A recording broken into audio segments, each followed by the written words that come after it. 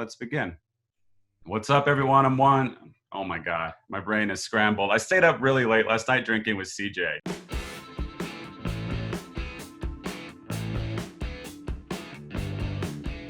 What's up, everyone? I'm John Laird from 101X Homegrown. I'm joined by Daniel and Ian from Nané. And, let's just start right there because I say Nané.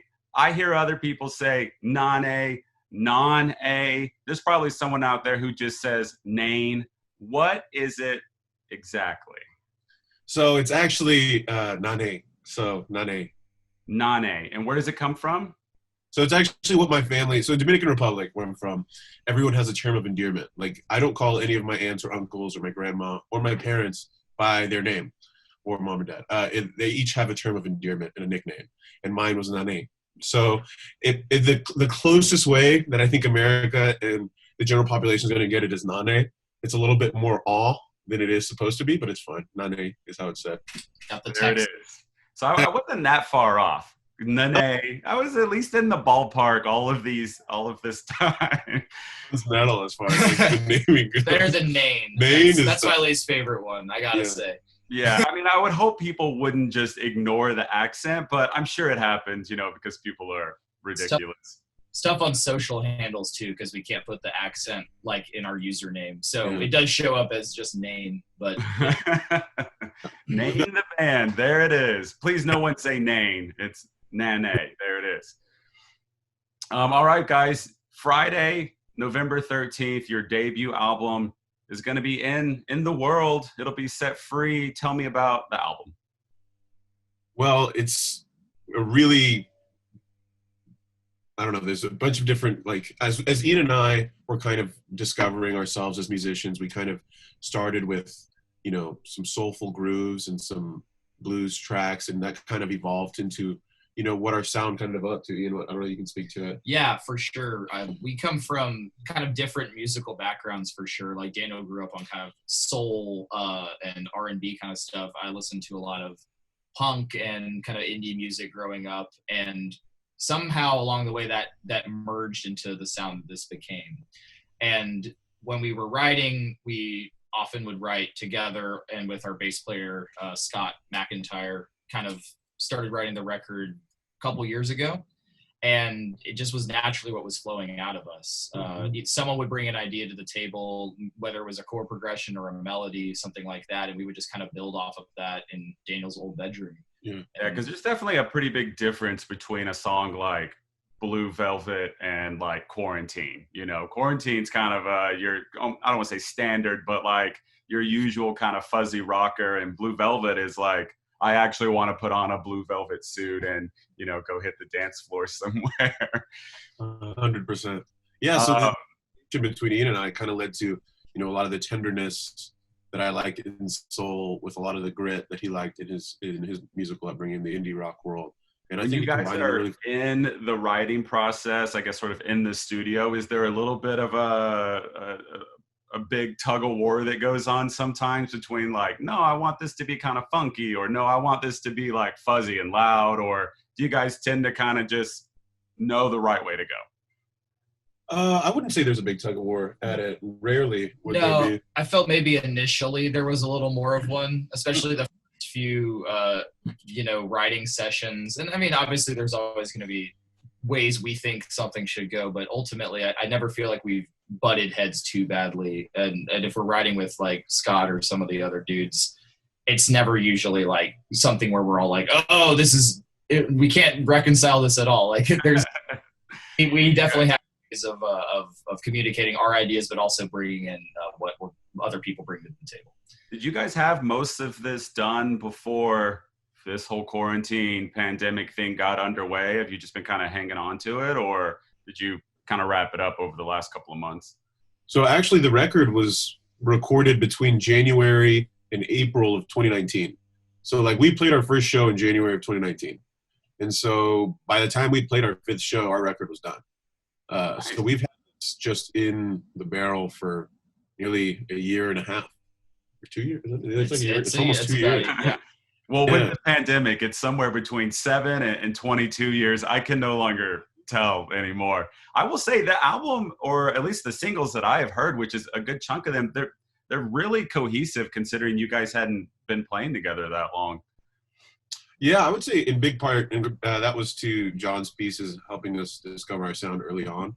But also, you just hear a lot of Ian and I shine through, like what we meld into. It really shines through in these performances. And so I think we can expect a lot more of that. But I think we've learned a lot more about ourselves. And in the 20 ideas we have for album 2 right now, it's even more cohesive, which is really exciting. I was just going to ask you about what sort of how soon the follow-up will be. I assume you guys kind of somewhat put this out because at this point it's like, well, we might as well. Does that mean you'll kind of jump to that next release pretty quickly? Well, I think that we didn't plan to do 7 or 8 singles. It was really just to keep attention during quarantine, and also we didn't want like 5, because we can really stretch that out and make each one special. But I anticipate we'll be ready to record by like January or February of next year and start stretching them out slowly once again, just to keep making each one have as much of an impact as we can. Yeah, we never want to take too big of a gap between doing really anything. Sure. I feel like people appreciate getting to see stuff that we're working on and things that we've come up with, and the kind of, not that you want to crank stuff out just fast for the heck of it, like for the heck. I mean, as much as I love a nice sit down with a good album and such, I also just really love singles, like, especially with you guys, your sound really kind of ping pongs around. So every time I'm like, well, I guess we'll see what we're going to get. Like, it might be a slow burner or like something kind of funky, or like Quarantine was a nice surprise because it was sort of fuzzy and loud, like that's probably likely it was a good move for you guys to kind of roll out those different sounds. Do you expect that kind of that sort of mixed sound just as much on the next one, or is there kind of a different path you're going down? Ian and I are really discovering about ourselves is like, so Quarantine will actually potentially go on album 2, but we just released it early as an era piece because okay, specific. It really wouldn't make an impact if Quarantine ends in a year or when we drop it. But we're discovering that there's a lot of this fuzzy grittiness in my vocal with either some like Nile Rodgers dancey guitar, or what Ian's does really well, which I don't know how to describe. It's more like fuzzy power chords. Yeah, fuzzy, kind of borderline messy. Is he even good at guitar playing? But those are my favorite guitarists. You're fine. Don't worry about it. Yeah. So it's kind of headed into that kind of dancier direction, much in the vein of Quarantine. So we're excited, and it's kind of revealed itself to us, which is cool. Lots of falsetto vocals too, hopefully. Yeah, it's like 9 out of 10 are falsetto vocals, if not all. Well, album 1, self-titled effort, it's out on Friday the 13th. Also on Friday, November 13th, you guys have a show, an actual in-person show. It's at Empire Garage, so outside, it's distanced. I do a lot of like articles for Culture Map, show recs, and all of these things, and I just did one for the first time in months, just a week or so ago, that was just November show recommendations, because there actually are quite a few. And it was so weird because in the past, it's usually 2 or 3 sentences of selling the show and then one of like some details.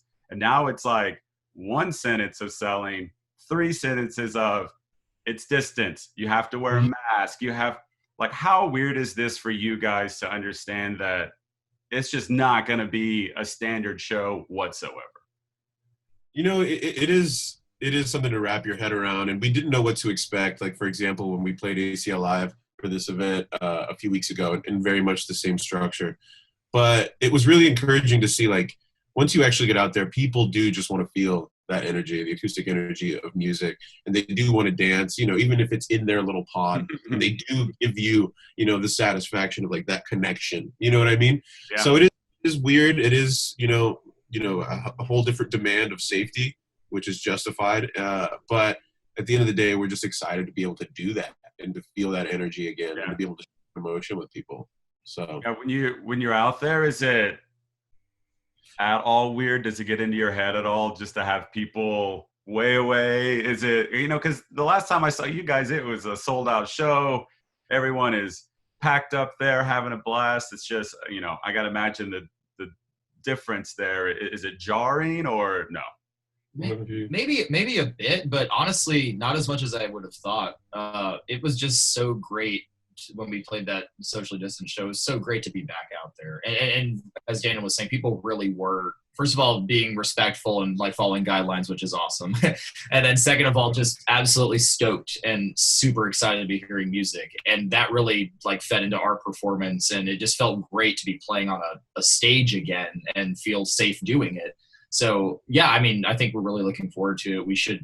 We'll always bring the energy. That's a given. But yeah. I think I will reciprocate that too. I'm super excited. Yeah, our friends have been hungry for a show, and there's about 7 tables left. So if you guys want one, EmpireATX.com. You guys gonna just roll through the new album, maybe a couple of new songs. You know what you have planned? Oh yeah. Yeah. We got 15 or 16 songs maybe. Some covers there too. It's a good hefty set. Yeah. Post that show, post the album release. You know, I know you guys have album 2 in the works, but you know, more live streams, more of these kind of distance performances. What does the kind of the next 6 months look like for you guys? So honestly, another thing we're excited about, we haven't discussed with you yet, is on the 13th, we'll be sharing our short film that kind of gives some insight into my own and Ian and I writing and just communicating together and performing a few songs in live studio kind of sessions and some other surprises. So it's just, that's coming out on the 13th, and we're really excited to share it.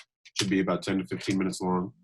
But to answer your earlier question, for the next 6 months, you know, I think it's really just staying focused on how we can connect with fans in a digital way, which is what everyone's trying to do these days. And then at the same time, really bunkering down with Ian and a few other select people to write the heck out of this album. Like we have the bricks laid, so now it's just kind of build the rest of the house together. So you do the work.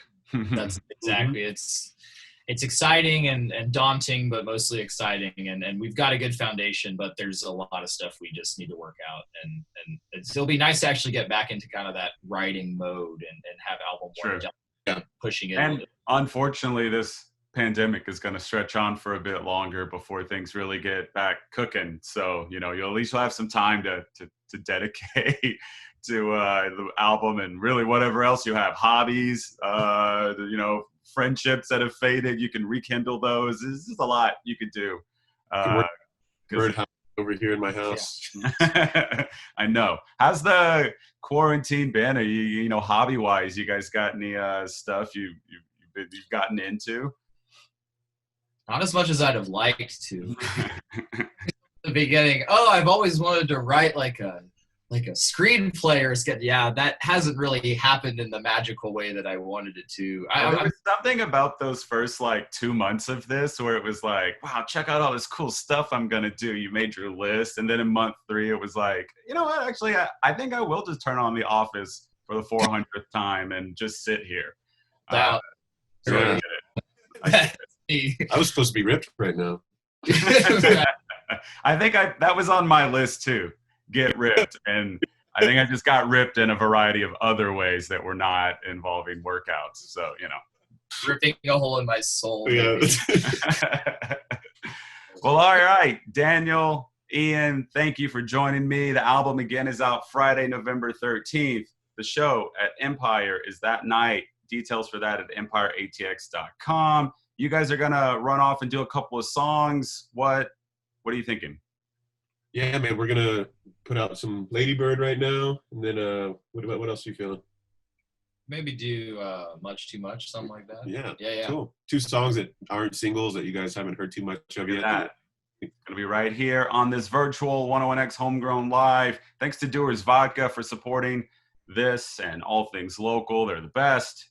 Otherwise, I will see you guys soon. Thank you again, guys, for joining me. Thanks for playing some songs. Well, thank you. Thank you so much. 2, 3, 4.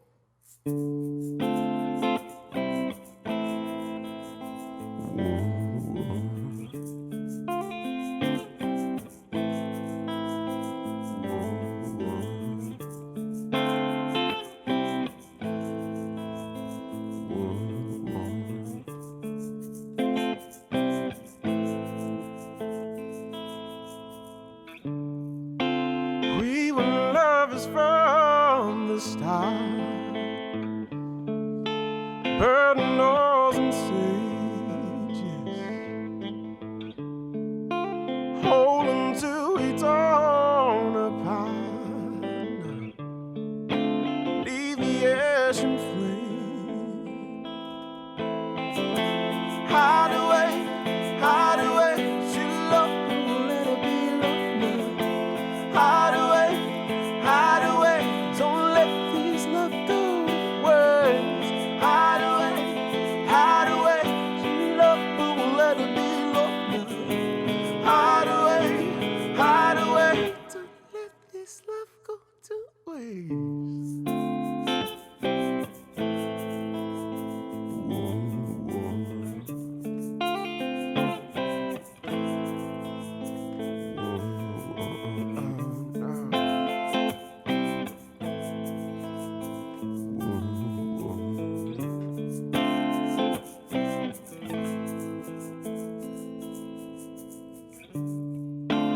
Ladybird, you sang to me like sirens in the blue. Now every door I walk through calls me back to you, calls me back to you.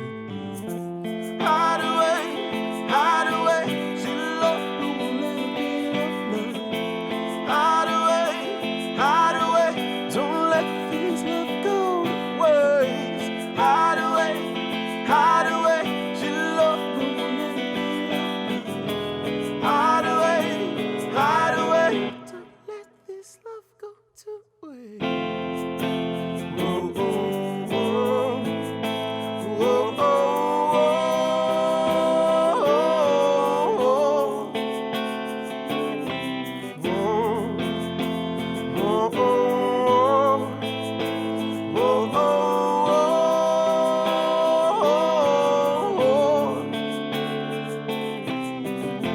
don't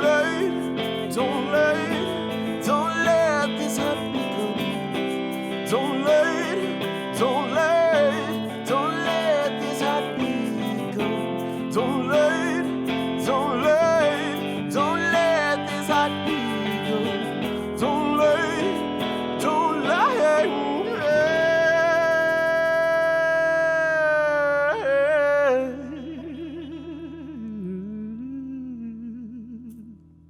this love go to waste.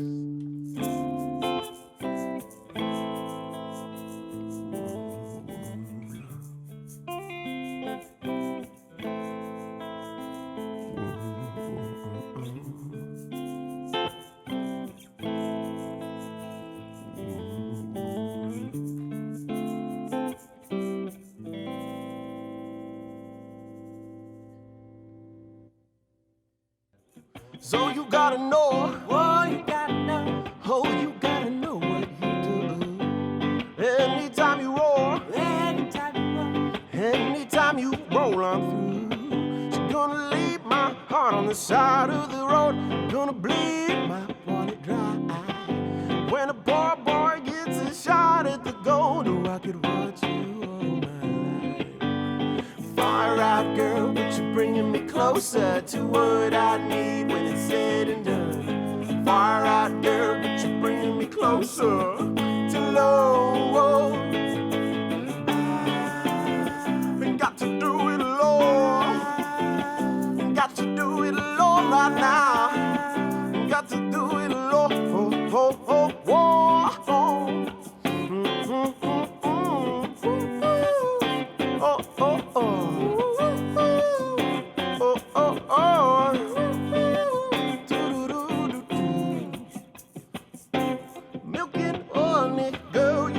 Take my loving up. Give me more that lemonade. Like got me. I said, hey, mama, you got me. Hey, mama, you got me. I said, hey, mama, you got me. I'm begging for your love. Fire out, girl, but you're bringing me closer to what I need when it's said and done. Far out, girl, but you're bringing me closer to love.